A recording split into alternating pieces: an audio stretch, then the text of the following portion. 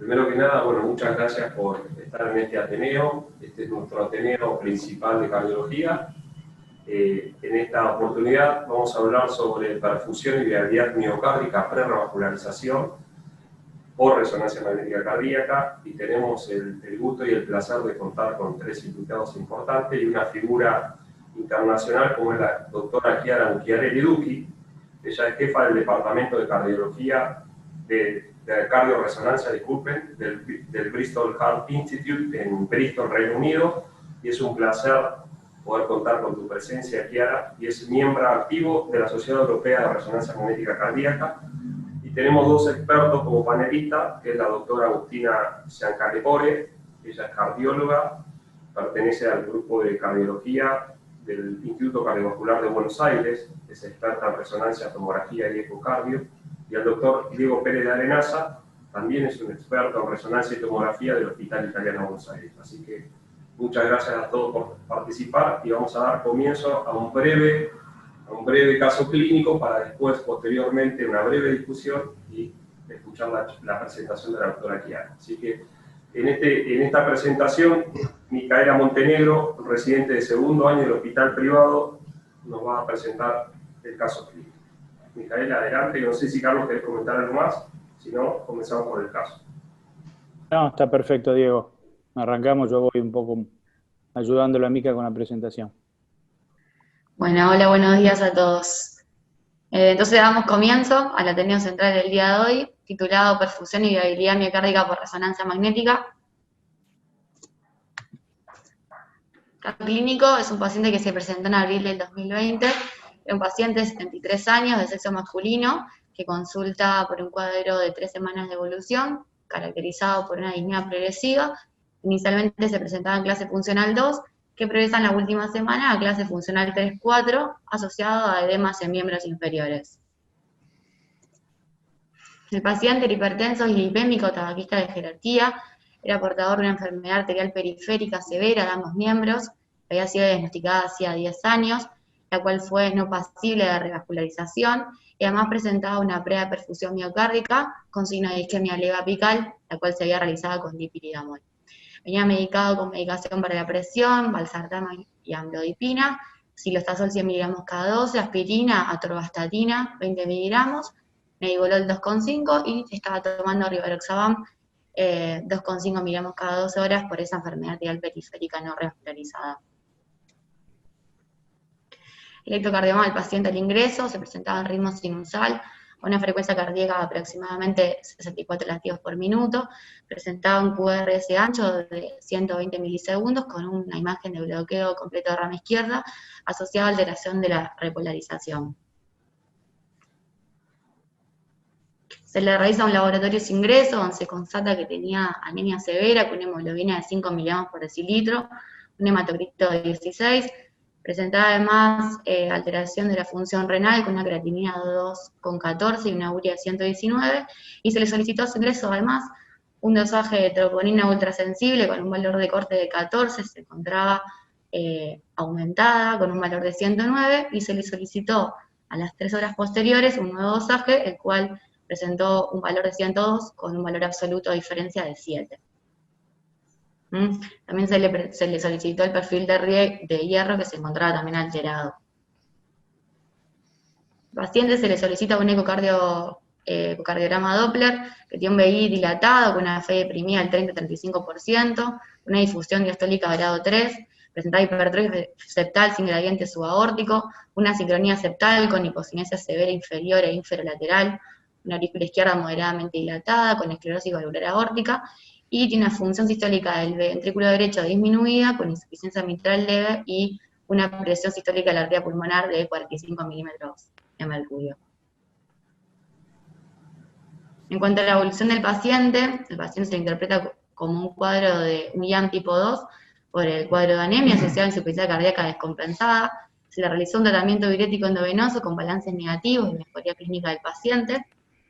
Hematología, le transfunde 2 unidades de glóbulos rojos, se le indica hierro y se suspende el rivaroxaban y la aspirina, y además fue evaluado por el servicio de gastroenterología, quien solicita una veda y una biocolono, observándose una lección tipo extasia vascular donde se realizó argonplasma.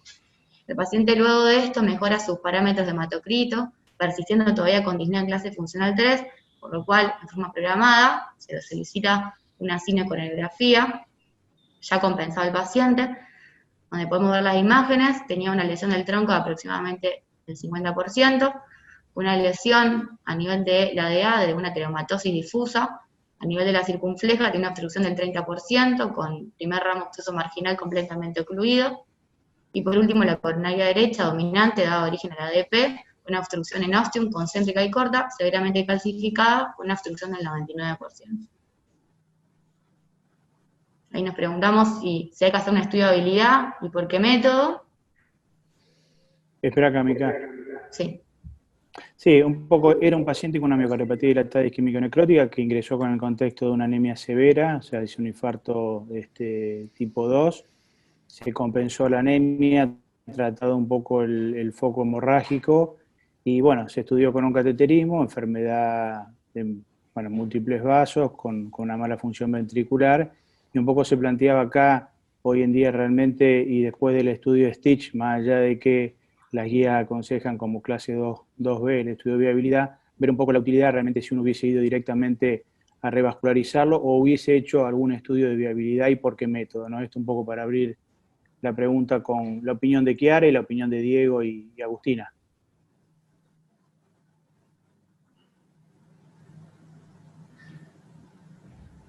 Chiara, ¿se entendió la pregunta?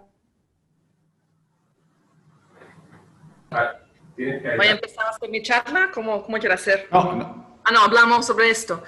No, sí. ¿Se entendió la pregunta? ¿Cuál población vos considerás que se justifica hacer un estudio de viabilidad o directamente uno tiene que ir a evaluar la revascularización percutánea, quirúrgica o tratamiento médico? No, pues no, nosotros normalmente aquí en Bristol haremos un estudio de viabilidad y normalmente sería con resonancia, porque podemos medir la viabilidad, pero sino también el estrés. Y como es un paciente joven, es importante considerar no darlo, utilizar una técnica sin radiaciones. Normalmente lo que haremos en Bristol. Y Diego, ¿qué hacéis vosotros? Totalmente, Chiara, con lo que vos decís. Este paciente tiene una dificultad, ofrece una dificultad, que es un paciente que no tiene angina. Porque si es un paciente que tiene angina, bueno, uno va más cómodo a la revascularización. Este es un paciente que se presentó con insuficiencia cardíaca. Entonces tenemos que saber si hay escara o no, y es un paciente que uno tiene que definir, bueno, quizás si tiene muy mala función, no tiene viabilidad, quizás es un paciente más para trasplante que intentar una revascularización. O sea que uno tiene que, digamos, acá al no tener angina es un desafío mayor para decidir la revascularización, y tenemos que, la isquemia no tiene, porque digamos, no, me parece, como dice Chiara, un estudio más completo con resonancia estrés y ver viabilidad. Sí, no es un paciente joven, ¿qué edad tenía Mica? 73, ¿no? 73. Ay, perdón, entendido como 23. No, sí, 73. 73. Paciente de 73. Se va de trasplante. Aquí a veces tenemos de 90. Se va de trasplante pero me parece que es un paciente, hay que hacer una evaluación mayor, porque este es un procedimiento de alto riesgo. Si vos lo revascularizás, es altísimo riesgo. Sí, además creo que también si la resonancia te ofrece todo el tema del estrés, pero habría que ver bien ese tema de la anemia, ¿no? Ese hematocrito tan bajo antes de interpretar los análisis de estrés.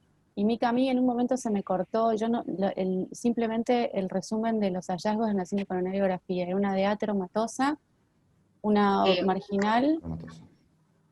Ahí está, tenía una circunfleja con un 30%, una obtusa marginal completa, bien, y la pieza también obstruida. Perfecto, sí, perfecto. Y después la otra cosa, no es un tronco súper crítico, ¿no? No, es un tronco... Es un tronco ahí. La derecha sí es crítica.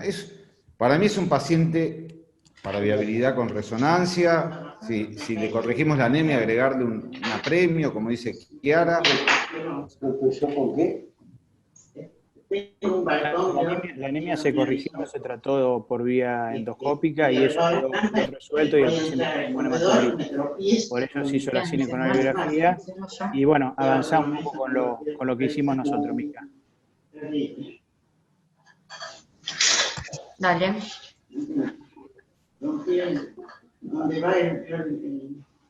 Hay un ruido de fondo que, bueno, para... ¿Querés comentar vos, Juan, la resonancia? ¿Vos? Sí. Sí. Si podés, Sí, ahí va. bueno, Ay, perdón. esta es una imagen entonces cinedinámica donde vemos en 2 cámaras o eje largo. Lo interesante aquí es observar este segmento. ¿Cuántos años tiene? La pared lateral. ¿Problemas cardíacos no ha tenido? Carlos, ¿podés? Por favor. Ok, entonces... ¿Está tomando remedio para la presión? No es diabética ni nada. Carlos, disculpa, porque hay ruido de fondo y no puedo... Ahí está, Juan. Okay. Entonces, mostrarle aquí en esta imagen el adelgazamiento y la quinesia o la hipomotilidad severa de la pared inferobasal en esta imagen de 2 cámaras.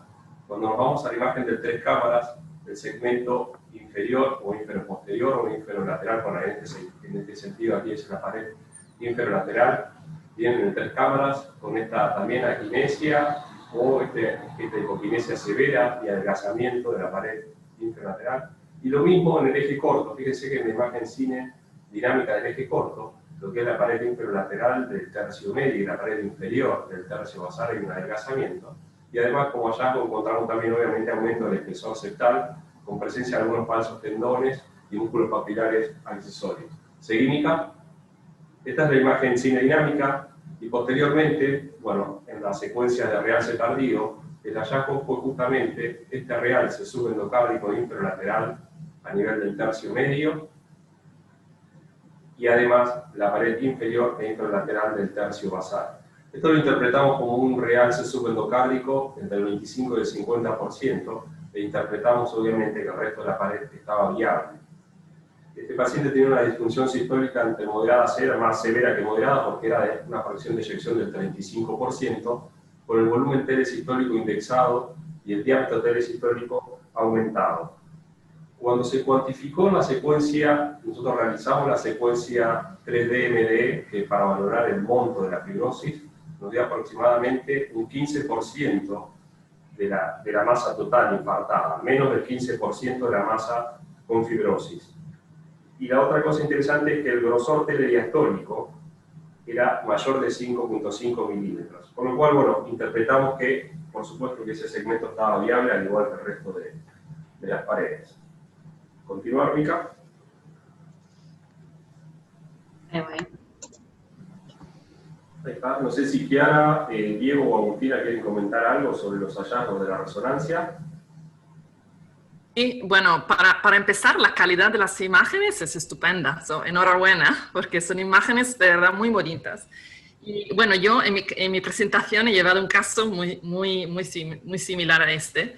Y el concepto aquí es de myocardial hibernation, de verdad, porque el grosor es pequeño, pero el infarto es pequeño también. Así hay como un desbalance de la funcionalidad de este segmento y el tamaño del infarto. Y pues sí, es un caso muy bonito. Ok. Diego, Agustina. No, digamos totalmente, ¿no? Que las imágenes son excelentes y se ve muy bien cómo en esa zona que está disquinética, con un aneurisma ventricular, pequeño aneurisma, hay viabilidad, ¿no? La verdad que se ve, está negro, o gran parte está negro.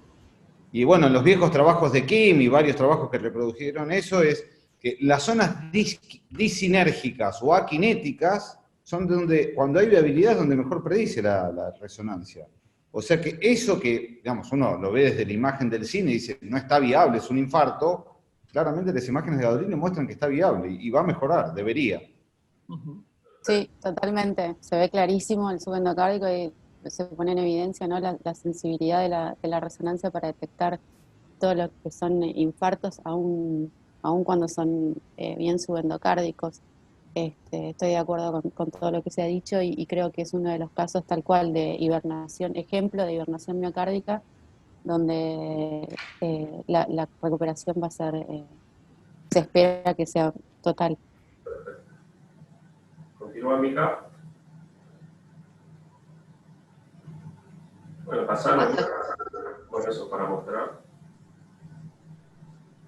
Eso es un poco lo que estuvimos resumiendo. Seguí, Mica. Y ahora eran un poco las preguntas para el debate de que haríamos un estudio de viabilidad con dobutamina a este estudio. Yo un poco con los resultados de este estudio, que el hecho que esté en un porcentaje más, por ahí 25, más cerca de un 50, preguntarle un poco, Chiara, ¿en qué caso vos agregás el estudio de viabilidad con resonancia, le agregás para aumentar la especificidad, hacerle un estudio con dobutamina para ver si hay contracción? Bueno, en mi opinión, en mi centro aquí en Bristol, lo que hacemos el estrés con adenosina todas las veces que nos pregunten viabilidad, porque quiero ver si el miocardio normal alrededor del infarto es isquémico. Y pues normalmente hago un test de adenosina. Pero la dobutamina también sería muy interesante cuando el tamaño del infarto es como 50%, que ya no se sabe si la mayoría es infartuado o la mayoría es viable, porque es la medida exacta.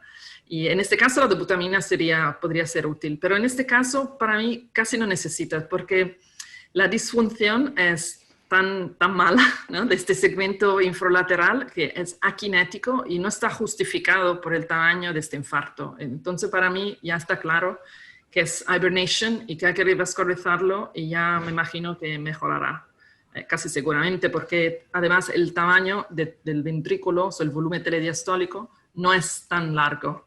Bueno, miramos los números muy rápido, pero no me pareció tan largo. Y normalmente tendría que ser si es más de 200 indexed. Bueno, es decir, que el ventrículo ya está demasiado dilatado para remodelar en sentido positivo, ¿no?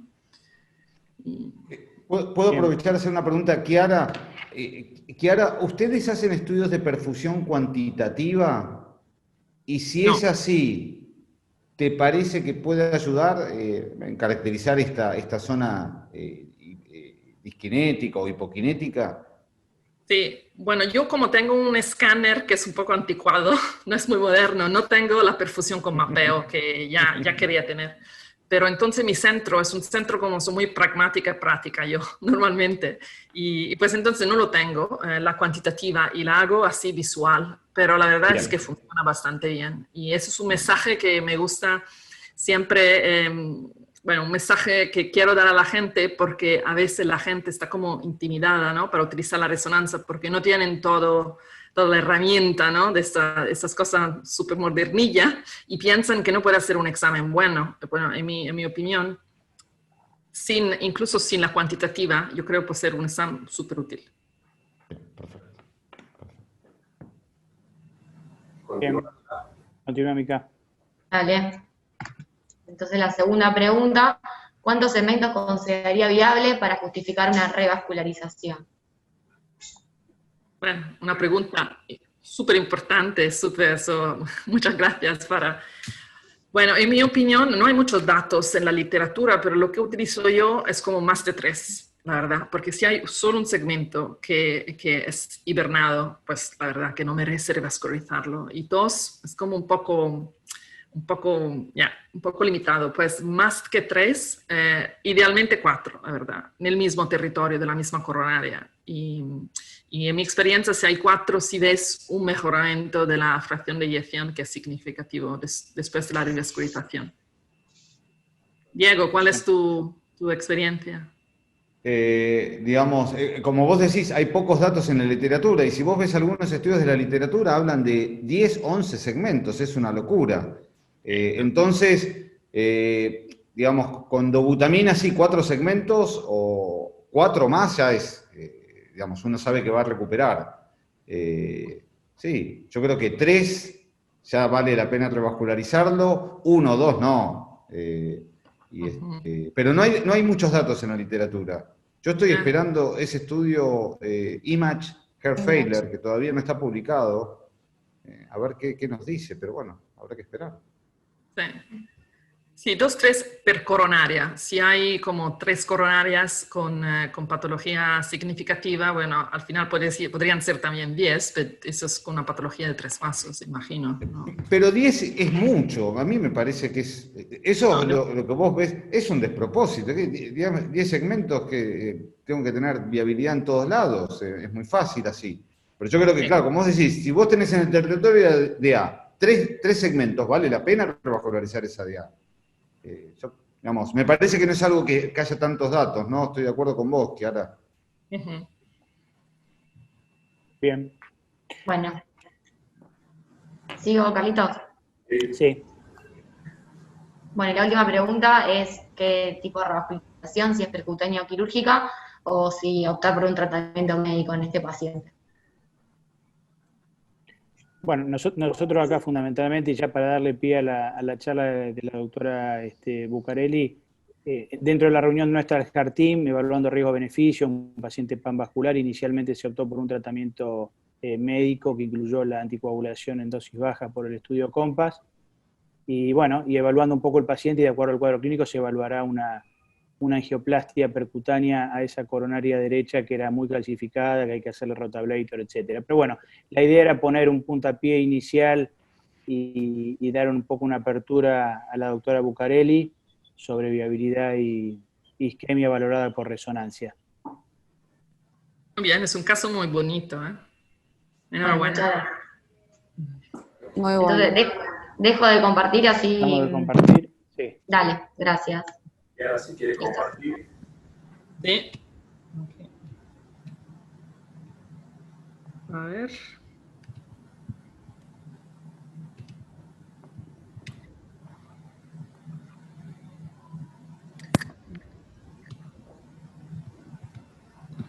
Bueno, muchas gracias para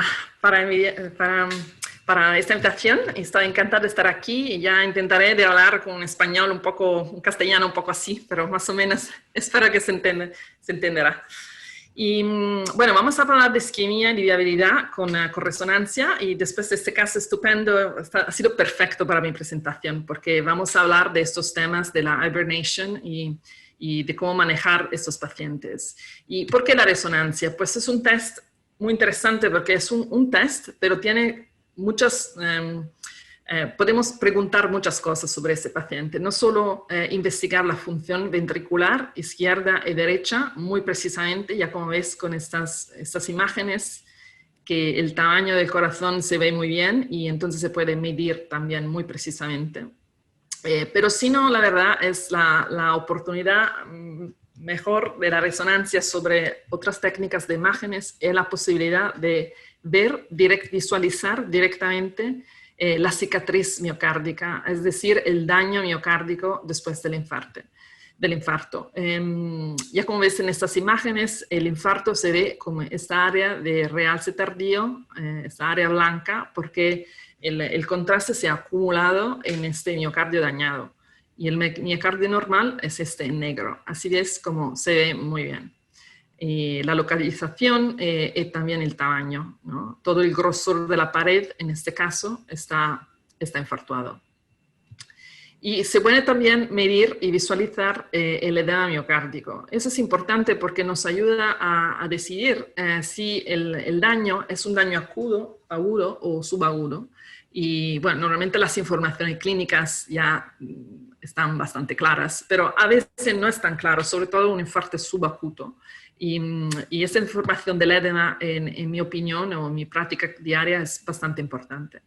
Y la isquemia miocárdica, ya como ves con esta otra secuencia, se puede ver muy bien, es un defecto de perfusión después de adenosina. Normalmente en mi departamento casi siempre uso adenosina, menos que en pacientes con asma severo, y pues utilizo dobutamina.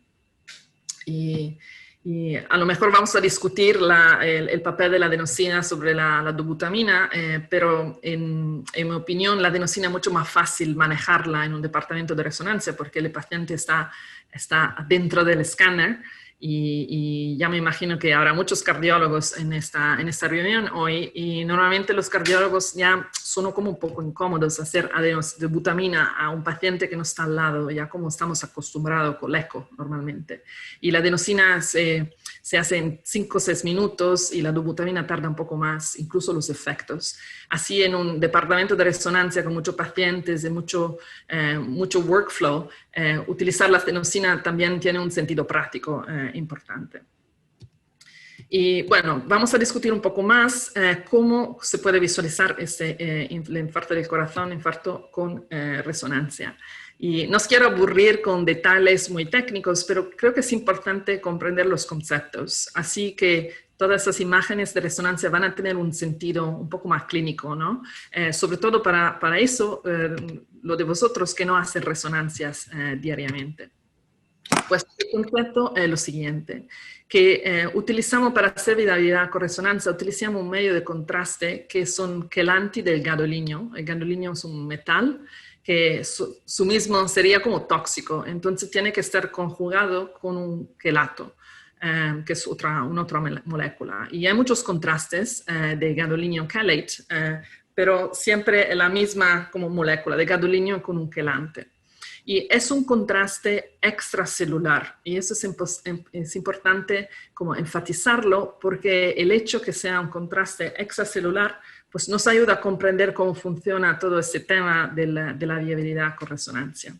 Es decir, que cuando tienes un miocardio normal, esos son los miocitos, ya ves que la membrana es intacta, y el espacio extracelular en un miocardio normal no es mucho, no hay mucho espacio extracelular. Y cuando nos vamos a inyectar el medio de contraste, lo que pasa es que se acumula en el espacio extracelular, porque es un contraste extracelular, pero como no hay mucho espacio, bueno, entra y sale ya. Y cuando vamos a sacar una foto de una imagen de resonancia de un miocardio normal, lo que vamos a ver es que no hay mucho contraste que se acumula, porque es como que no hay el espacio, ¿sabes?, para acumularse. Y por eso el miocardio sale negro en lugar de blanco, porque aunque hay una molécula de gadolinio, como en este dibujo, pero es tan poco, la concentración es tan poca que no se ve en las imágenes. Es decir, que no hay acumulación de medio de contraste. Pero lo que pasa en una situación de infarto agudo del corazón o subagudo, bueno, se rompe la membrana, porque ese es el mecanismo fisiopatológico del infarto, y el gadolinio ahora puede penetrar adentro de los miocitos y ya se acumula. Y el hecho que la membrana es rompida, significa que el espacio extracelular ya está aumentado, es decir, ¿no? Porque ahora el contraste se puede acumular más difusamente que antes, porque el espacio extracelular es aumentado. Y cuando vamos a sacar una imagen de esta situación aquí, ya vamos a ver la acumulación del medio de contraste, y por eso el realce tardío que vemos en las imágenes. El mecanismo patofisiológico de un infarto crónico es distinto pero parecido. De un sentido, el común denominador es el aumento del espacio extracelular, que siempre cuando hay realce tardío significa en todas las patologías, que sea isquémica o no isquémica, es un aumento del espacio extracelular. Eso es para todo, es el mecanismo del acúmulo del medio de contraste.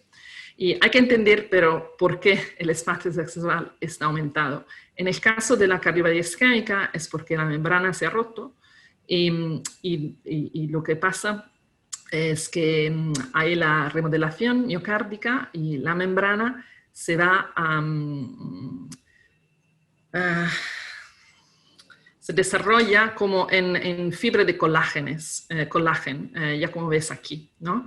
Y ese, bueno, el mecanismo de remodelado del infarto. Pero siempre hay acumulación del medio del espacio extracelular. Entonces, otra vez, el contraste se acumula y hacemos una imagen de esta situación aquí y veremos la acumulación de medio de contraste y realce tardío. Bueno, vamos a ver unas imágenes y para trasladar en práctica lo que significa toda esta historia. A ver.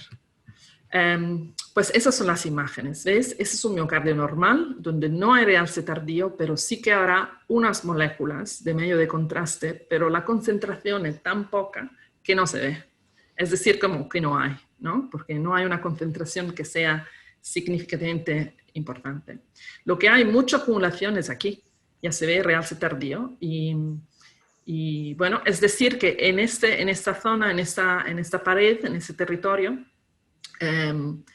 hay miocitos que son dañados y el espacio extracelular es aumentado y el contraste se puede acumular. Pero esa es la base para interpretar estas imágenes así, está en este estudio de Kim, que Pedro decía antes. Este ha sido valorado, es un estudio histológico de validación de la resonancia con un modelo de infarte en un perro. Bueno, en unos tantos perros, la verdad.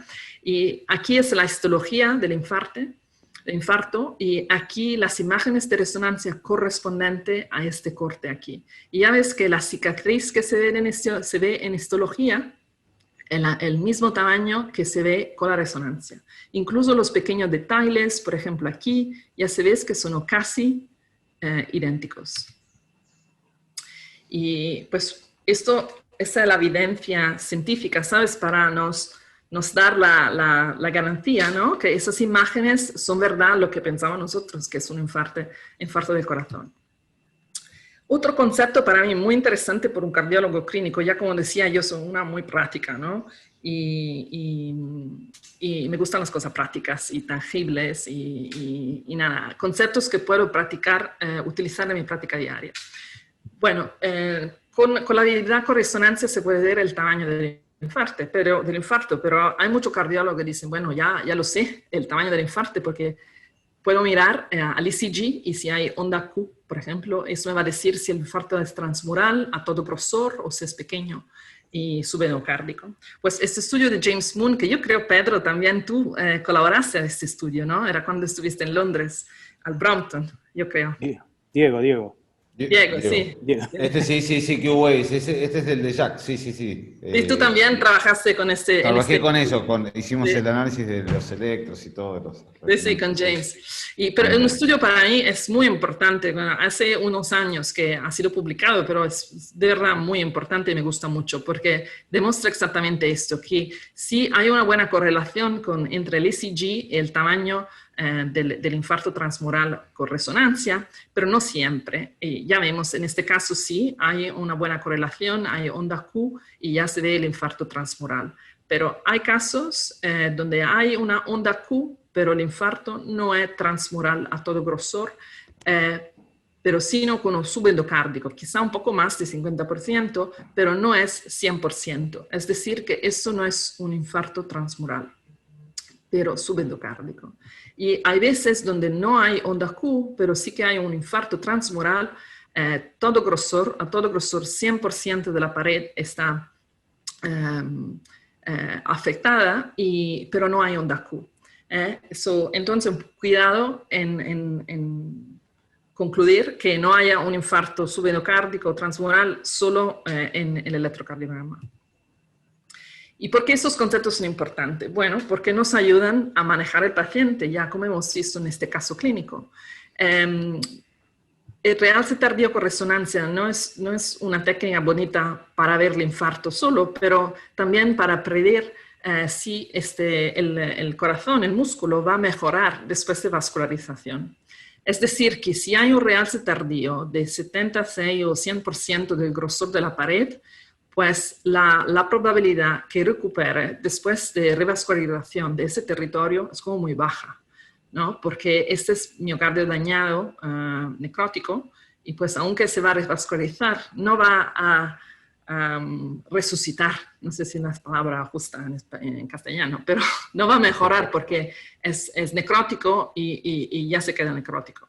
Es decir, sí, pero en los casos donde que no haya mucho realce tardío y se revasculariza, como en el caso del paciente que acabamos de ver, pues la probabilidad que recupere la función sistólica después de la revascularización pues es bastante alta. Y este concepto nos ayuda en el manejo de los pacientes. Y Y bueno, yo también os llevé un caso similar. Eso es un paciente que tenía un eco que mostró una disfunción ventricular izquierda significativa con una fracción de eyección alrededor del 35% también. Pues entonces la discusión era, bueno, que es un miocardio necrótico o no, porque ya como veis, la pared anterior aquí es toda aquinética, e incluso el ápex, y el grosor es muy reducido, es decir, es como TEN, ¿no? Un grosor muy reducido comparado a otros segmentos. Pues normalmente, solo a mirar, a echarle un vistazo rápido a esas imágenes, pues normalmente la mayoría de los cardiólogos diría, pues eso es no viable porque es tan delgado, ¿no? Y yo también pensaba así cuando empezaba a hacer imágenes y como una residente joven de cardiología, ¿no? Esto sería normal. Pero ahora tenemos claro que tenemos que investigar un poco más estas paredes, porque el hecho que la pared sea delgada no significa en todos los casos que sea necrótica. Y hay que hacer un estudio de viabilidad. En este caso hicimos una resonancia. Y este caso es aún más extremo de lo que la colega ha presentado, porque casi no hay infarte, sino un infarte pequeñísimo, vamos, aquí de la pared anterior, pero todo el ápex está totalmente viable. Y un infarte, sí hay, que casi tampoco estoy tan segura que haya. Y Pedro está de acuerdo, Diego está de acuerdo. Sí, perdón, que no sé por qué. Es difícil, sí. Cabeza. Pero sí. Bueno, pues entonces el informe que salió de mi departamento es que todo el territorio de la descendente anterior es viable y es hibernado, es decir, que es muy disfuncionante, pero que se puede recuperar después de revascularización. Y esto es lo que ha pasado después de una angioplastia. Y tengo casos también después de bypass coronárico. Es decir, que no importa el medio de revascularización, que era una pregunta de los casos, no importa si la vascularización tiene que ser successful, es decir, que vaya bien, pero sí vamos a llevar oxígeno a esta parte, a estos segmentos que son invernados, pues esto es lo que va a pasar.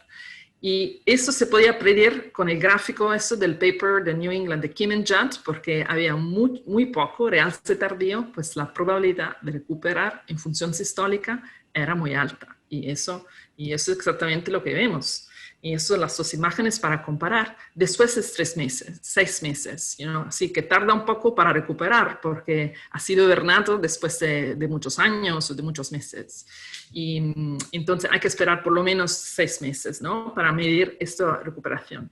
Y el concepto aquí, pues hay 2 conceptos importantes. Primero, que cuando hay una pared tan delgada, pues tenemos que investigar con un estudio de viabilidad, si la verdad es viable o no viable.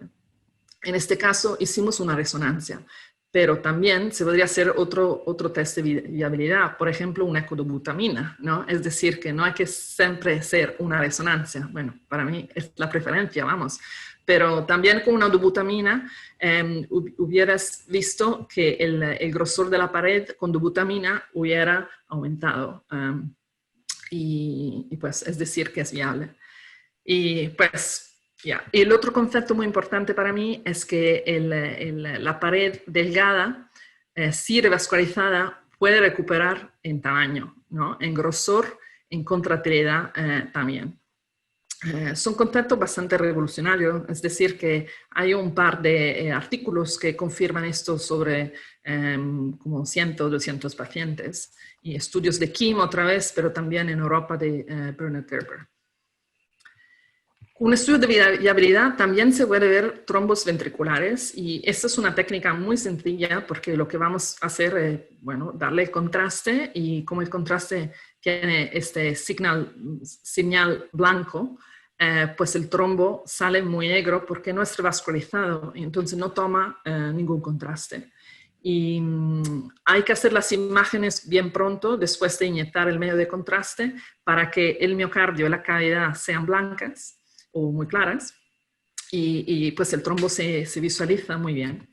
Y con el realce tardío, si esperamos como 10 minutos, lo que vamos a hacer es que el señal del trombo va a cambiar un poco, pero no significa aquí que hay contraste adentro, aunque es claro, significa que el tiempo de inversión, que es un parámetro un poco técnico, pero un tiempo de inversión es como muy corto para este tejido, ¿no? Pero lo que vemos en realce tardío es que hay un infarto muy extenso aquí del septo e incluso del ápex, y que justifica porque hay la alteración de la cinética regional y por ese motivo el trombo se ha formado. Entonces, normalmente en las cardiopatías isquémicas, cuando ves un trombo, normalmente hay un infarto, vamos, es bastante lógico, pero ya con la resonancia se ve muy bien. Y pues, normalmente para ver si hay un trombo se haría un eco, obviamente, en la coronaria, y en la terapia coronárica, pero en mi hospital, por ejemplo, si con el eco no se ve muy bien, pues le envían a la resonancia para confirmar si hay un trombo. A ver qué tal con el tiempo. Y rápidamente con la isquemia miocárdica, es decir, que en las líneas guías europeas ya de 2014, la resonancia con estrés está indicada en clase 1A, con pacientes con riesgo intermedio. Eso es un concepto muy importante porque a veces la resonancia con estrés es considerada como un test como un poco esotérico, vamos, que no tiene un papel clínico y tal, y en Europa, sobre todo en Inglaterra, la utilizamos en casos diarios en pacientes con riesgo intermedio desde hace el 2014, y eso es lo que las líneas guías europeas sugieren. Es decir, que no es mejor o peor del eco o de las técnicas nucleares, pero es un test que se puede utilizar de una forma diaria y rutinaria.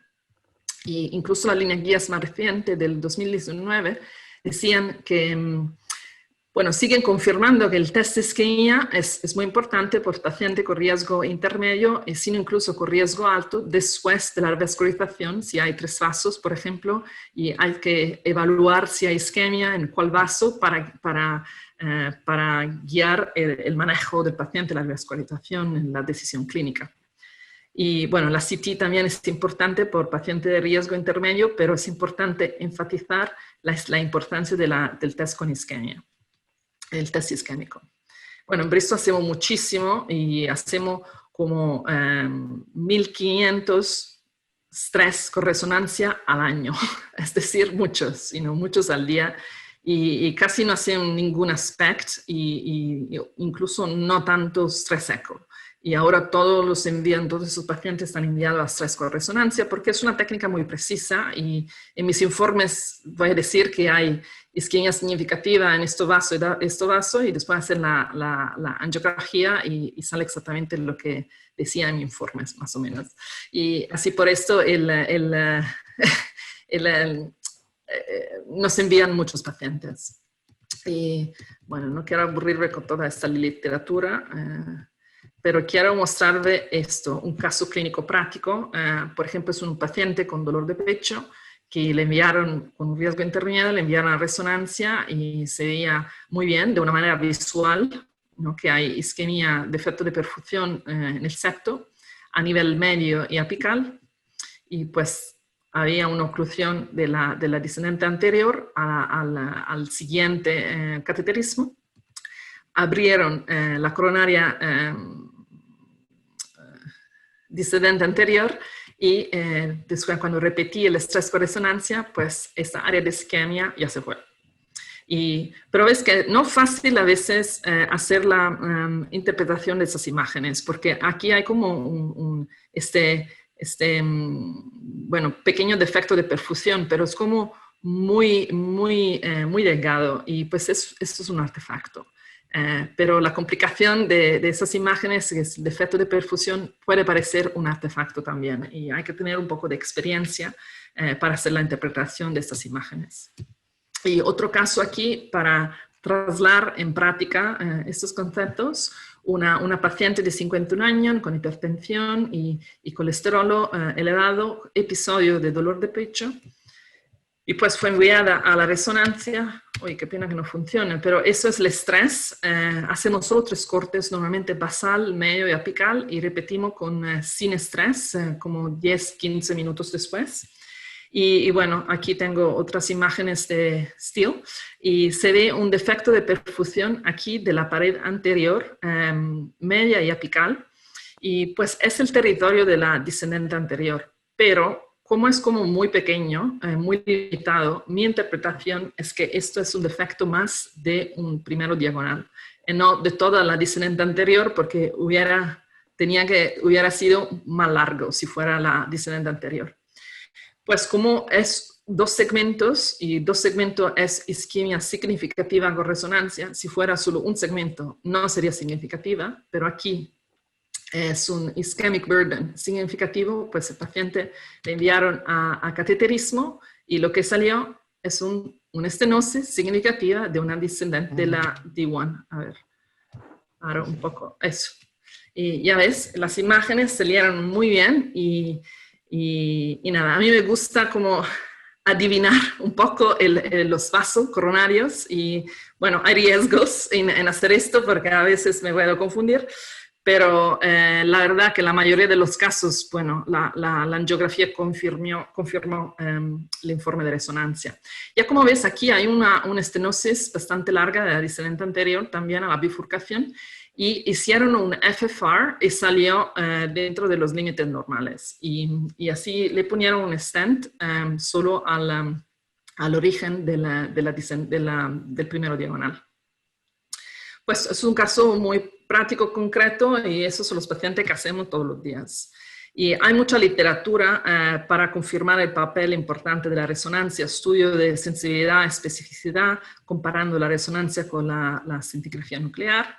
Y bueno, es decir que es un test muy acurado y sobre 80%, y pues mejor de la medicina nuclear. El estudio CIMARC ha demostrado esto muy claramente. La curva aquí por arriba en blue es la resonancia, que tiene una performance diagnóstica mejor de la scintigrafía, de la SPECT en este caso, y incluso en las mujeres comparado a los varones. Y ya sabemos que la scintigrafía nuclear tiene unas limitaciones en las mujeres, sobre todo con pecho largo, porque el signal de la scintigrafía tiene artefactos. No quiero aburrirme demasiado. Tiene un valor, el estrés con resonancia con dobutamina adenosina tiene un valor predictivo negativo muy alto. Es decir, que si el test es normal, que no hay isquemia, pues los pacientes no van a tener eventos cardiovasculares significativos. Y entonces es un test que va a dejar el cardiólogo, el paciente muy tranquilo, que no va a tener eventos. Bueno, nunca decimos never, no never say never, con la patología coronárica, como sabemos, pero pues estos datos también en la metaanálisis aquí confirma este resultado del alto poder predictivo negativo. Muchos más estudios de Estados Unidos también confirmando todo eso, y los trials más recientes, sobre todo el MRI Inform, que es un manuscrito de New England, que dice que el estrés con resonancia no es inferior al FFR en el cath lab. Y eso es muy importante porque, bueno, si yo fuera un paciente, preferiría tener una resonancia de estrés en lugar de un cateterismo invasivo, ¿no? Con todos los riesgos. Y además, como los gastos, ¿no?, del hospital son muchos diferentes. Y pues entonces hay que pensar también en estos conceptos, ¿no?, de economía sanitaria de algún lado. Bueno, esto ya tiene pinta que ya tenéis servicio de estrés de resonancia, pero muy rápidamente decir que normalmente podemos 2 cánulas al paciente, uno por la adenosina o regadenoson, o lo que sea, dipiridamolo, y el otro por la inyección de medio de contraste, y hay que medir la presión arterial. Y pues nada, yo normalmente hago un ECG para ver que no haya bloqueo de segundo grado avanzado o tercero, que tenía paciente con dolor atípico de pecho que tenían un bloqueo de tercer grado. Imagínate que aquí en Inglaterra hacen resonancia pero no hacen ECG. y pues entonces, bueno, la paciente, la pobre, tenía al final sarcoidosis, pero menos mal que no empecé el estrés con adenosina, porque si no ya me imagino lo que iba a pasar. Así que nada, a ver, porque no quiero hablar demasiado, ya veo que el tiempo va saliendo. Hacemos normalmente 3 cortes Y eso es decir que medimos hacemos un corte basal, medio apical, y eso es suficiente, la verdad, para cubrir el tracto basal, medio y distal de las 3 coronarias. Y el protocolo normalmente es muy sencillo, ya empezamos con las imágenes de cine y medimos la presión 3 veces antes de la adenosina, bueno, antes de la adenosina al final y durante la adenosina. Y hacemos la adenosina, los 3 cortes, y después hacemos el realce tardío con el contraste que hemos inyectado durante la adenosina, y después esperamos unos 20 minutos para hacer un rest. La verdad que lo que hago yo ahora, hago protocolos más rápidos, y esto del rest ya no lo hago más. Y no voy a gastar de contraste y no voy a gastar el tiempo para hacerlo. Y pues normalmente se puede hacer este examen en media hora o 40 minutos, sin tener demasiada prisa. Pues nada, para concluir también se puede ver isquemia de 3 vasos, y eso es un concepto muy importante porque con la medicina nuclear, con la cintigrafía, con el SPECT, eso es una limitación, no se ve balance isquemia, pues con la resonancia sí, como en este caso es un paciente con 3 vasos, trivasal isquemia, y balance isquemia no es un problema con la resonancia para nada. Si quieres empezar a hacer el estrés, bueno, hay líneas guías de la Sociedad de Resonancia Cardíaca, las puedes bajar del internet gratis y son guías muy prácticas y también están trasladadas en castellano, por si acaso, solo para ayudar también a la penetración, ¿sabes?, de los conceptos en todo el mundo. Y la análisis, la que hago yo, es un análisis visual, pero como Diego decía, puede hacer también análisis cuantitativa, pero se tarda un rato en hacerla, pero ahora con el mapeo de estrés, todo ese análisis se hace muy rápido.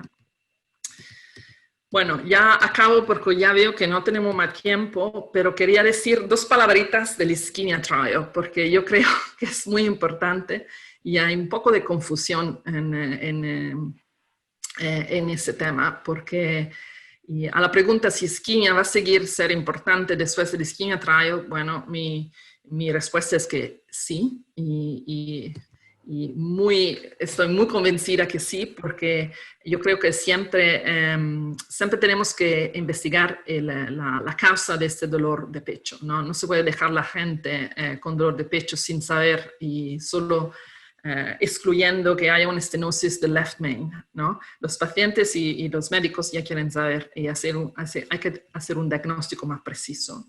Y además, no todo el dolor de pecho es coronariopatía epicárdica, también hay como microvascular disease y hay también miocarditis, ya como sabemos, y otras causas. Y la resonancia nos ayuda también a buscar o excluir esos diagnósticos de miocarditis, por ejemplo. El concepto más importante es que no hay estudios hoy en día comparando el manejo con isquemia versus el manejo con anatomía. Y pues entonces decir que hay que hacer CT a todo el mundo y dejar de hacer isquemia no es justificado por datos en literatura, porque no hay estos estudios para decir esto. Y el ischemia trial, la verdad que es un estudio que ha comparado un manejo invasivo comparado con un manejo conservativo. No es un estudio de isquemia, de test de isquemia, no, anatomy versus function, pero es un test de manejo clínico de los pacientes. Y la CT y la ischemia testing son utilizados para incluir pacientes, pero no es un trial de isquemia, ¿sabes? Pero el título y como los americanos les gusta como un poco hacer una distorsión, vamos, de los resultados para sus agendas, ¿no? de push CT, es como un poco disturbing. Y además hay muchas limitaciones del ischemia trial porque os imagináis que hay 26% de pacientes incluido en el análisis que no tenían isquemia. Y eso era un criterio para ser incluido en el estudio. Así que todo el análisis está como un poco flawed. Para concluir, Ischemia Trial no es un estudio que compara la isquemia versus la anatomía con CT. No era preparado para comparar los test de isquemia y entonces decir que la anatomía coronárica es más importante que la isquemia no es justificado por la Ischemia Trial. Y pues entonces extrapolaciones o, bueno, distorsión de los resultados la gente no tenía que hacerlo. Y hay solo un estudio que se llama PROMISE, que ha comparado la anatomía con la función y lo que salió es que no hay diferencia. Y pues entonces la isquemia sigue siendo muy importante y nosotros seguimos haciéndola incluso en los años que vienen. Y la CT va a ser muy importante, pero CT para todos no es un mensaje que está justificado por la literatura. Y ya paro ahora porque no quiero hablar demasiado, ya hablé demasiado, perdón. Bueno, muchas gracias. Excelente presentación.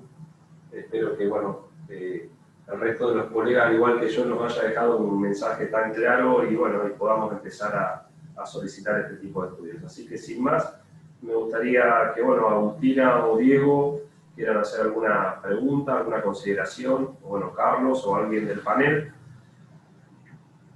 No, yo me quedé con, bueno, este concepto, Chiara, totalmente de la isquemia, ¿no? De cómo la interpretación de la comunidad médica lo distorsionó totalmente.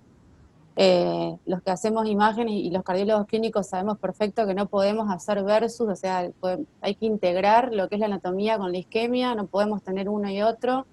Y eso creo que es un mensaje que debemos volver a instaurar, como siempre. No podemos ser tan reduccionistas de ir al isquémico o al anatómico.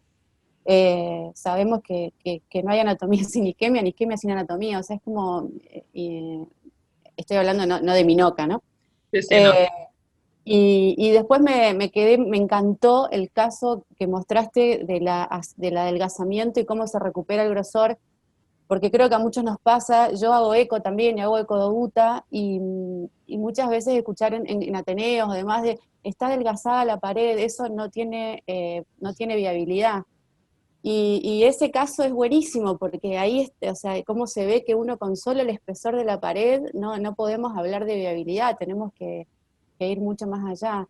Nada, me encantó la presentación, no tengo mucho más que agregar, digamos, simplemente remarcar eso, que nada, muchísimas gracias, espectacular. Gracias. Digamos, me encantó, Chiara, la presentación de esos casos clínicos. Bueno, creo que explican mucho más de los datos de los estudios. Y aparte de los datos que vos decís, obviamente, la isquemia excluyeron anatomía de alto riesgo con la tomografía, pero no fue un estudio de comparación de estudios de isquemia. Y después, por otro lado, lo que vos bien marcaste, la resonancia es un equivalente del FFAR, y el FFAR tiene evidencia randomizada de proveer beneficios clínicos. Y acá te quiero hacer una pregunta, Chiara. La resonancia tiene la capacidad de medir la reserva de flujo coronario, es decir, el FFAR mide digamos, la alteración del flujo en el vaso epicárdico, pero con la reserva de flujo coronario estoy viendo también el capilar, la pequeña arteriola, que está por abajo del vaso epicárdico. Entonces, yo creo que me da la sensación que utilizar cuantificación, reserva de flujo coronario, en el futuro le va a dar un lugar a la resonancia, que todavía los estudios que se han hecho no lo han evaluado, pero me parece que esa potencialidad que tiene la resonancia en un tiempo va a demostrar que es un estudio con una capacidad pronóstica muy superior a lo que conocemos actualmente. Y este estudio el MRI FFR claramente muestra que es un equivalente al FFR, y con la reserva de flujo coronario podemos ir más allá. No sé si hay algún estudio con reserva de flujo coronario que esté evaluando esto. ¿Qué está pasando en el mundo? Estamos acá muy lejos nosotros. Sí. No, estoy totalmente de acuerdo contigo, Diego. Eso va a ser muy importante. ¿Sabes qué? Nuestro amigo James Moon está haciendo un estudio sobre esto. Así que muy bien. Dentro de poco ya tendrán resultado, imagino. Y también hay otro hospital en St. Thomas, en Londres, que están haciendo un estudio exactamente igual.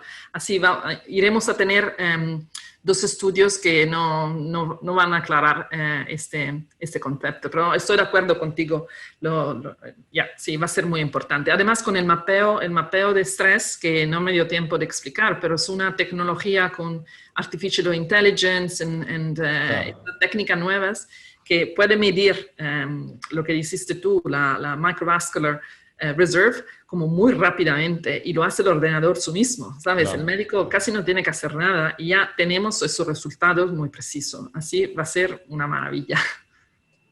Hace poquito tuve el gusto de entrevistar a Juan Carlos Caschi, que está ahí en Londres, y él me comentaba que usan mucho lo que es resonancia en la hora de valorar todo lo que es INOCA y MINOCA, y que los resultados son espectaculares. Acá en Argentina no la tenemos tan instaurada todavía.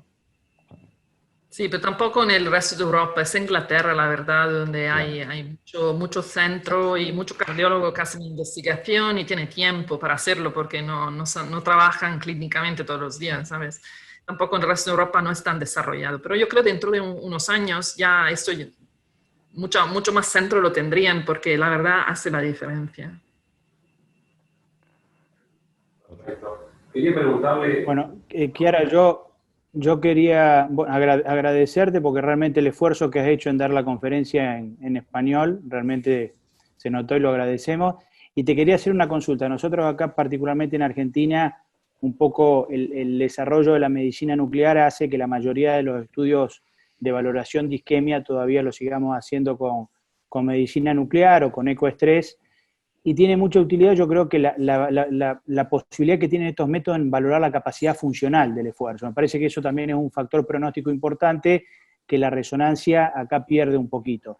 ¿En qué población considerás vos que realmente un estudio de resonancia realmente uno lo podría hacer y sería indispensable? En un paciente con bloqueo de rama izquierda, en un paciente que tendría que utilizar con dipiridamol, con el SPECT, ahí realmente es la población que, bueno, la resonancia puede suplir o reemplazar al SPECT. ¿Cuál es tu opinión en este sentido? Sí, yo creo como en los casos más complejos, por ejemplo, con multivasos y con disfunción ventricular izquierda, esto yo creo va a ser muy, muy preciso. Las mujeres, diría también en mi experiencia en las mujeres, incluso las jóvenes, pero también como mid-age, eso es importante también, porque a veces las mujeres tienen como un dolor de pecho que siempre tiene que ser un poco más atípico y por eso podemos investigar también otras causas de dolor de pecho, ¿no? Como la miocarditis o pericarditis o a veces, bueno, acabo de hacer un caso ayer muy interesante que un paciente con dolor de pecho atípico tenía un cálculo de la colecisti, no sé cómo se dice en español, gallbladder. Sí, colecisti, sí.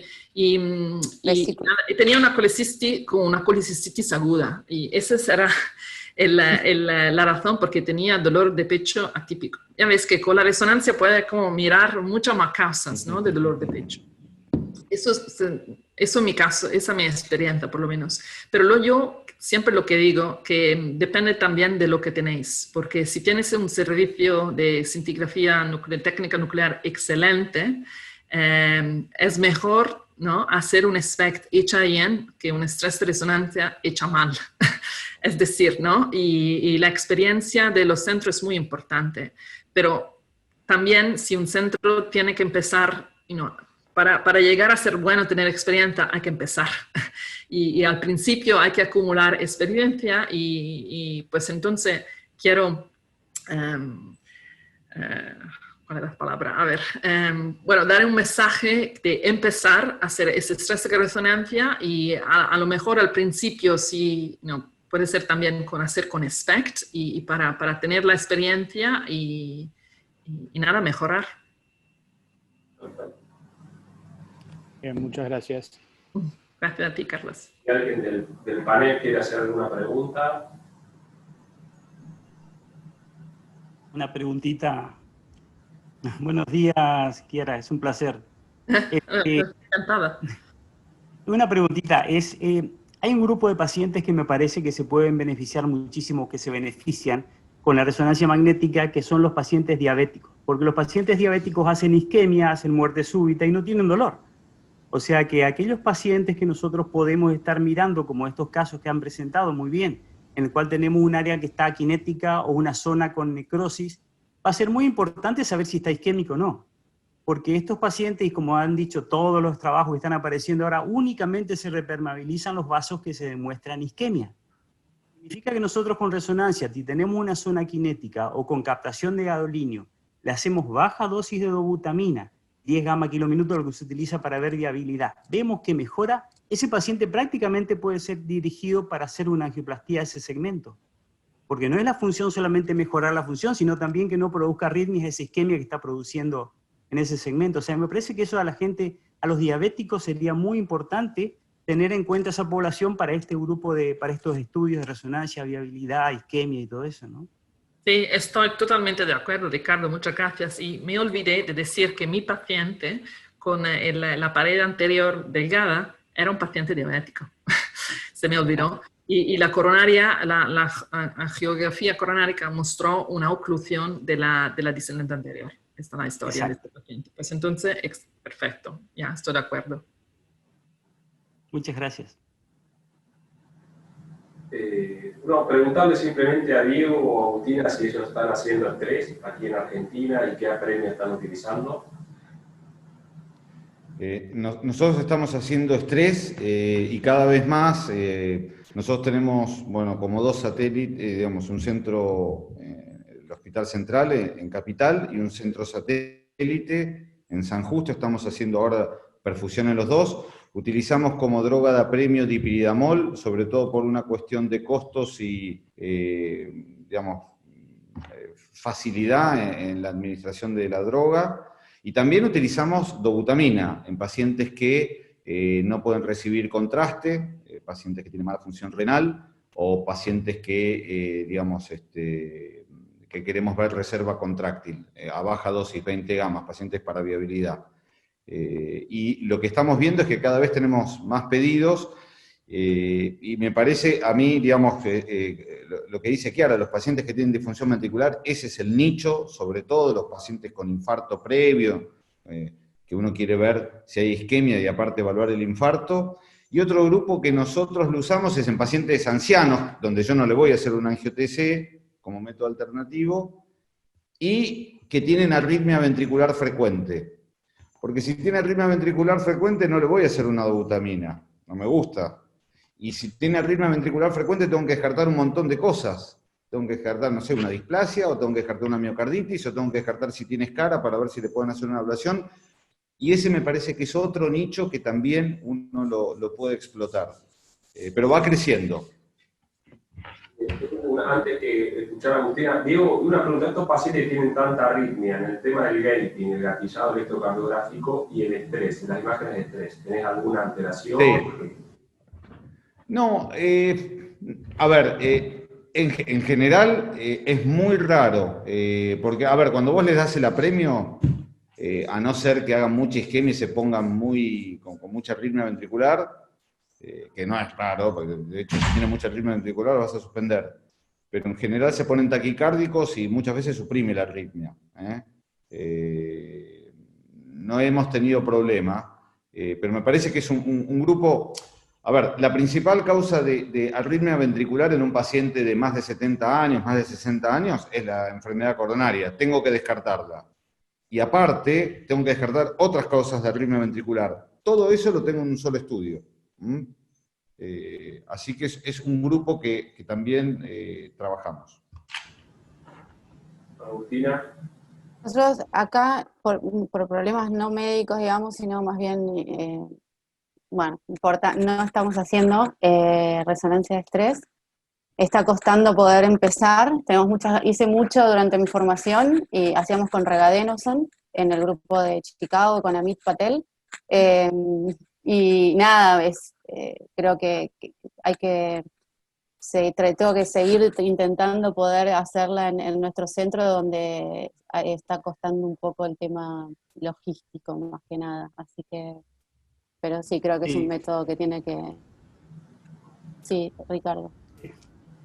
Y para nosotros lo hicimos hace muchísimos, hace 10 años atrás, 15 años atrás más o menos, hice un trabajo comparativo entre resonancia magnética y viabilidad con ecocardiografía y utilicé dobutamina, pero como era dobutamina baja dosis, no me asustaba mucho hacer dobutamina, o sea, era 10 gamas kilominutos, o sea, era realmente muy poquito. El trabajo fue muy bueno en el sentido que vimos un montón de segmentos que mejoraban más allá de los que veía la ecografía. O sea, salía de la ecografía, lo poníamos en resonador y le hacíamos con dobutamina. Pero el problema es que una vez vino un paciente que teóricamente tenía que hacerse y que no tenía lesiones severas coronarias y en realidad lo que tenía era una posterolateral colgando y el paciente se descompensó dentro del resonador. Gracias a Dios se quedó el ventrículo, me di cuenta porque el paciente me dijo que empezó a faltar al aire, lo saqué y logísticamente es bastante complicado tratar a un paciente que está dentro del resonador si no tenemos toda la logística. O sea que yo creo que eso es uno de los problemas que más tiene uno cuando tiene más temor, cuando hace con dobutamina o cuando hace con algún estresor importante, porque tenemos que tratar a un paciente muchas veces en paro cardíaco dentro del resonador. Con todo lo que trae meter un cardiofibrilador adentro, que tiene que ser especial para resonancia, para que no se lo chupe el magneto. O sea que es mucha la parte logística, como dice Agustina. Si tuviéramos eso en este momento se podría hacer, pero si no se tiene eso, es bastante complicado. Yo creo que la parte logística en nuestros países es un poco más difícil que hacerlo que en otros países más desarrollados, ¿no? Pero, por ejemplo, en Bristol también, lo que tenemos, si hay un paro en el resonador, hay que sacar el paciente. Sacarlo así, no tenemos el desfibrilador que tenemos, el desfibrilador normal, ¿no? Porque no hay que, tampoco creo que existen, no sé, no estoy segura. No existen. Entonces, hay que sacar el paciente, pero lo que tiene que hacer, Ricardo, como dijiste tú, es que el equipo tiene que estar entrenado a hacer esto, ¿no? Y entonces yo en mi departamento hacemos el entrenamiento unos tantos meses al año para saber, ¿no? Porque es un trabajo de equipo, tú llamas el número, esto sale el paciente, el otro lleva no sé qué. Y todo el mundo tiene que saber exactamente lo que tiene que hacer. Hay que entrenarse. Y por supuesto, nosotros cada vez que hacemos un estrés buscamos la camilla de aluminio, todos, siempre que haya 2 personas por lo menos, no estar un médico solo, sino es bueno que haya 2 médicos en el sector en el caso que uno tenga que resucitarlo. En general, anda bien. Yo creo que hay un tema que es importante para de la incorporación de la técnica en la práctica clínica. Los datos están. Lo que pasa es conocimiento, emoción. Nos falta la emoción. El cardiólogo pide un SPECT, pide un estudio de eco. Eso es el resabio emocional que tiene. Isquemia, cámara gamma, isquemia, ecoejercicio. Yo creo que hoy, emocionalmente, insuficiencia cardíaca es resonancia, en todos lados. Miocardiopatía dilatada es resonancia, no hay duda. Pero tenemos que movernos, y esto lleva 10 años por lo menos, en predicar, sobre todo los médicos jóvenes, los residentes, que son los que más incorporan los datos nuevos, y yo creo que de acá en la Argentina, porque empezamos más tarde, en 10 años vamos a tener mucha resonancia estrés. Ahora que nosotros hemos incorporado algunos médicos que empezaron a pedir, están pidiendo muchos estudios apremio en nuestra institución con resonancia. Pero es como una curva que lleva años, digamos, va a tardar tiempo. Hay que empezar. Perfecto. Yo cuando llegué en Bristol... Sí. Perdón, quería decir que... Perdón, por favor. Comenta, digo, después yo te quería hacer una preguntita. Cuando yo llegué en Bristol hace 10 años, no hacían casi nada de resonancia, pero de estrés, 0, vamos. Empecé yo y el primer año 100 casos, el segundo 200 y después 400 y como exponencial, como Diego decía, ¿no? Pero hay que hacer como información también a los cardiólogos, ¿no? Mostrar los casos. Y yo lo que hice es que en toda la región me iba a dar charlas, ¿no? Del estrés de resonancia, bueno, de la resonancia en la cardiología moderna, incluso en el estrés, pero en la insuficiencia de corazón, mostrando casos, ¿no? Mostrando las imágenes de resonancia y angiografía y el eco, porque somos cardiólogos y hablamos el lenguaje, ¿no? de cardiólogos, se muestran las imágenes y la gente al principio está como un poco sospechosa, ¿no? Por lo menos en Bristol, porque había muchos centros haciendo mucho inspect, por ejemplo, dicen, no sé si le voy a creer a esta Chiara, pero vamos a enviarle a un paciente por si acaso, a ver qué tal. Y bueno, le gustaban los informes y hicieron la angiografía y veían que, bueno, decía más o menos lo mismo del informe y así la gente se convence. Está bien. No, Es como changing behavior, ¿no? Como Diego decía, eso no es fácil. sí, simplemente preguntarte si tenés alguna experiencia, no sé si tú realizas tomografía, y la experiencia de lo que es perfusión por tomografía, si tienen experiencia, están haciendo. Sí, no, yo no tengo experiencia con esto, pero de lo que sé de la literatura y hablando con colegas es que, bueno, sí empieza a hacerlos, pero es que hay que darle muchos rayos a los pacientes y no sé si es justificado, la verdad. Y nada, yo estoy como más radiation free sort of approach y tengo que empezar, tengo como mala cabeza sobre el tema funcional que anatómico. Además, porque también en Bristol tengo mis colegas radiólogos que hacen bastante de esto de CT, incluso con FFR. Pero ¿sabes lo que pasa? Es que al final muchos de esos pacientes pues llegan a la resonancia, a hacer el estrés, después de toda la vuelta, ¿no? De esos exámenes, pero es un gasto enorme por los hospitales que yo no lo entiendo ¿no? Como health economics de todo eso no tiene ningún sentido, vamos, porque la resonancia sale, por lo menos aquí en Inglaterra, 500 libras, y pues el CT como 200 y pico, pero el FFR, 1000 libras. I mean, es una locura, vamos. Wow. So, ¿por qué quieres gastar eso? Y además los resultados, bueno, primero no hay mucha literatura para empezar. Segundo, la interpretación, o sea, quizás sí, quizás no, 50, 60%. Y al final va a ser un estrés, que sea el estrés seco o el aspect. Claro. Así que nada, tenemos es que sobre todo en Estados Unidos, porque la HeartFlow y toda esta gente son como muy powerful, ¿no? Están como muy empujando este tema de la CT, que es fenomenal, pero cuidado, ¿no? Bien. Sí. Y hay una pregunta del público que dice que después de un infarto agudo de miocardio con supradesnivel del ST, evolucionado el infarto y no revascularizado, ¿cuánto tiempo después debemos esperar para hacer una resonancia y evaluar la viabilidad de ese territorio? Esa es una pregunta muy buena y muy Bueno. práctica. Sí. La verdad, yo normalmente la hago dentro de la hospitalización, ¿no? Pero lo que pasa es que se puede sobreevaluar el tamaño del realce tardío, ¿no? Porque hay mucho edema y el edema también, cuando es tan agudo, puedes también tener un poco de realce tardío.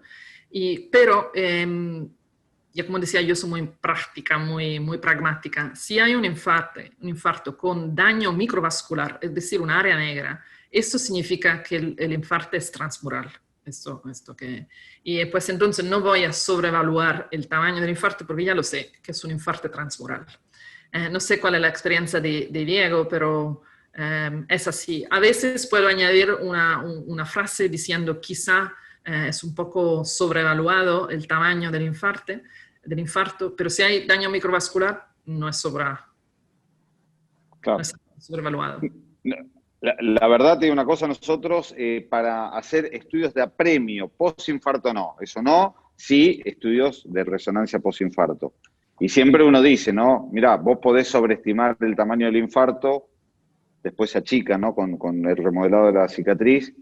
Digamos, los estudios dicen de 5 al 30% se reduce el tamaño del infarto después del remodelado. Pero, claro, si tiene obstrucción microvascular es muy mal pronóstico, o sea, sabés que eso no va a mejorar y te podés adelantar a ser muy agresivo con el tratamiento antirremodelado. ¿Cuántos pacientes, yo no sé si pasa en Inglaterra, pero cuántos infartos grandes no tienen espironolactona? Muchos. Muchos. Y uno con la resonancia ve, son infartos gigantes. Claro, el vaso está revascularizado, dicen, está tontado. No está tontado. Es infarto, eso va a ir a un aneurisma.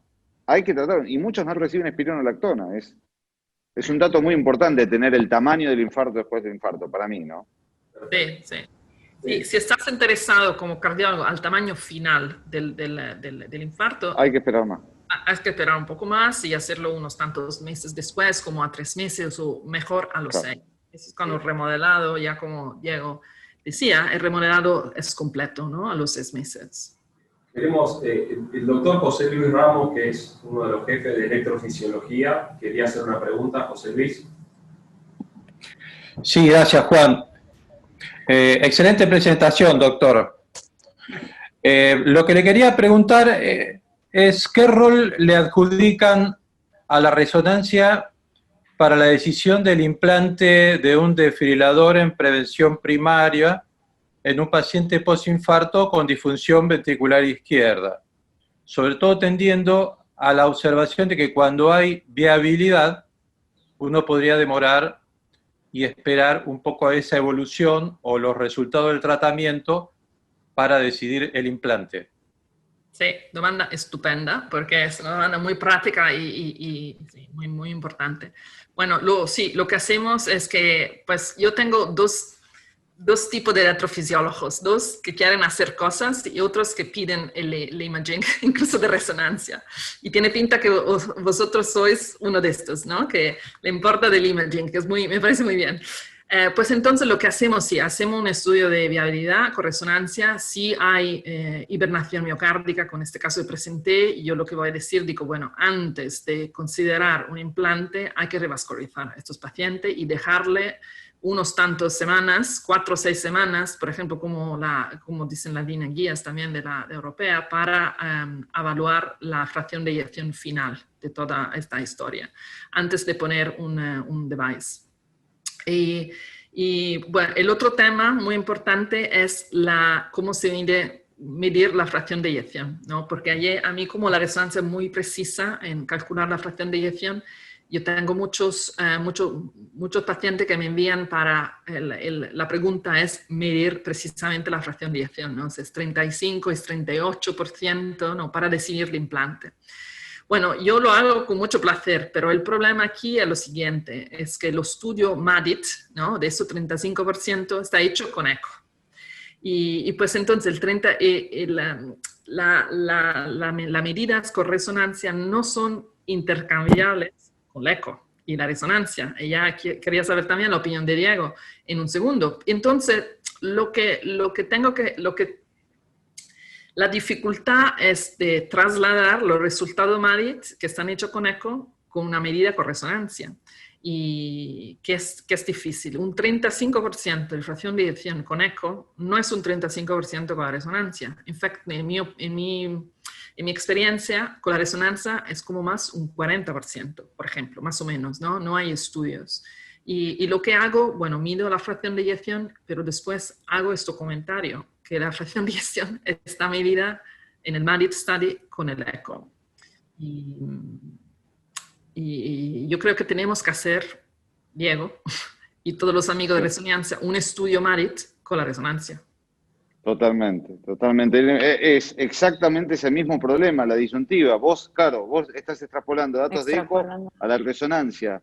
Y el metaanálisis de CDI muestra que el valor predictivo es en los pacientes de menos de 35, pero en 35-40, en la escara predice choques apropiados con el CDI. Hay un metaanálisis que muestra muy lindo, ¿no? Que por arriba de 35, es decir, 35 y 40, aún la resonancia es predictiva. O sea que yo creo que hay una discusión si es la fracción de eyección el parámetro o hay que agregarle más y la escara también tiene que entrar en la ecuación. Y yo creo que hay muchos electrofisiólogos que empiezan a mirar a la escara y quieren saber cuánta escara hay para tomar la decisión. Si ven mucho infarto, le van a colocar un CDI. Hay un trabajo muy lindo que habla de la disociación, ¿no? De la FEI, la disociación entre FEI y realce tardío, donde muestra fotos y casos muy lindos, creo que es en Circulation o en JACC, que te muestra perfectamente una FEI de 45, sin escara, sin descarga, sin choques, y una FEI de 40 con escara que sí tiene descargas apropiadas. O sea, no hay que mirar solo la FEI, la presencia de gadolinio es un predictor importantísimo de arritmia ventricular y si bien todavía no están las guías, ya en breve deberían empezar a estar porque hay muchos estudios que lo avalan. O sea, el predictor de arritmia ventricular del gadolinio en cualquier miocardiopatía, y ni hablar en la isquémica, es indiscutible. Y hay un estudio randomizado que se llama CMR Guide, que es un estudio multicéntrico internacional. Y esos son pacientes con previo infarto de corazón, con una fracción de eyección entre 50 y 45%. Y después se randomizan a pues todo hacen la resonancia y le randomizan a poner un ICD, un loop recorder device. Y después para ver cómo siguen en el tiempo. Es decir, exactamente lo que dijiste tú, Agustina, para demostrar que hay que como move on de la fracción de eyección y concentrarse en el tamaño de la cicatriz y ver si la descarga de esos devices van a ser en paciente que tiene infarto más largo. Sí, así que va a ser todo el field, yo creo, de electrofisiología en los infartos del corazón va a cambiar la literatura dentro de poco. Una última preguntita, aprovechando esta pregunta y el contexto. Doctora Chiara, ¿usted cuantifica el porcentaje, el monto de fibrosis en estos pacientes? Yo no lo hago, la cuantificación en el sentido que no hago el porcentaje, no hago 20% de la cicatriz, pero lo que cuento son los segmentos, y digo, son 5 segmentos, no son viables, que es decir, medir el porcentaje, más o menos. Yo creo que es importante al cardiólogo darle la información de cuánto de este corazón está dañado, ¿sabes? Y solo decir que hay un infarto, no, ya esta información se pierde. Y yo me acuerdo, Diego, tú calculas, ¿no? El porcentaje, sí. Con todo, calculo. Pero te digo una cosa, uno no, digamos, es muy subjetivo, porque uno tiene que tener 5 desvíos estándares, 6 desvíos estándares, según lo que utilice, pero la imagen de real se tiene que estar bien hecha, la de magnitud. Si la de magnitud está mal, la de phase sensitive no te sirve.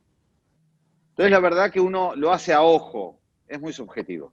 Es muy subjetivo. Como Chiara, yo hago segmentos, a mí me gusta, sí, como que es más, me resulta más práctico. Para mí es más práctico porque es más rápido también, que no tengo que hacer, ¿sabes? Los cálculos de todos los pacientes. Yo soy también bastante práctica y pragmática y me gusta como segmentos 4D, sí. La pregunta también iba, digamos, enfocada en las microdiopatías hipertróficas, ¿no? Que por ahí los electrofisiólogos preguntan el porcentaje para tomar una decisión si se debe ir o no. Pero bueno, en fin. Bueno, esto da mucho para charlar, no te queremos robar más tiempo. Quiero agradecerte mucho tu presencia, Agustina, Diego, al resto de los panelistas, Carlitos. Bueno, un placer haber contado con tu presencia. Esperamos que la próxima puedas estar presente en Argentina, sería un placer. Y bueno, quiero dar por cerrada la mesa. Quiero algunas palabras de despedida. Sí, no, pues muchas gracias por la invitación, me ha gustado mucho estar con vosotros y he agradecido mucho la invitación y ya la próxima vez voy a trabajar en mi castellano para mejorar y que hable un poco mejor. Pero... Excelente, pero Chiara te felicito. Una genia. Chiara es CEO de la SSMR, habla inglés, italiano, portugués y español perfectamente. Yo no sé, que es una cosa de locos. Estamos avergonzados, Chiara. Humillados. Gracias. No, pues muchas gracias y hasta pronto, ya cuando esta locura de COVID ya parará. Esperamos pronto. Un beso grande, muchas gracias. Muchas gracias gracias por la Juan invitación. Carlos, un abrazo enorme. Gracias. Chao. Muchas gracias, hasta pronto. Chao. Hasta luego.